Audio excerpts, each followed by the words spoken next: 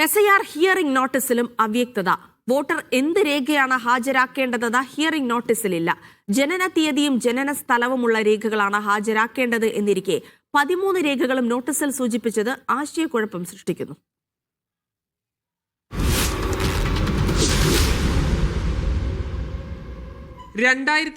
Voter പട്ടികയുമായി മാപ്പ് ചെയ്യാൻ കഴിയാത്തവർക്കാണ് hearing നടത്തുന്നത്.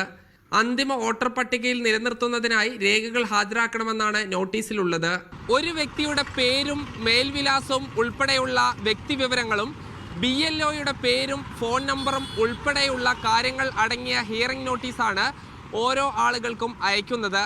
എന്നാൽ ആ വ്യക്തി എന്ത് രേഖയാണ് ഹാജരാക്കേണ്ടത് എന്നത് സംബന്ധിച്ച് വ്യക്തത ഹിയറിംഗ് നോട്ടീസിലില്ല. 1987 ജൂലൈ 1 മുൻപ് ഇന്ത്യയിൽ ജനിച്ചവർ സ്വന്തം ജനനത്തീയതിയും ജനനസ്ഥലവും തെളിയിക്കുന്ന രേഖകളാണ് ഹാജരാക്കേണ്ടത്. 1987 ജൂലൈ 1 2004 ഡിസംബർ 2 ഇടയിൽ ജനിച്ചവർ സ്വന്തം ജനനസ്ഥലവും ജനനത്തീയതിയും മാതാപിതാക്കളിൽ ഒരാളുടെ ജനനസ്ഥലവും ജനനത്തീയതിയുമുള്ള രേഖകൾ ഹാജരാക്കണം.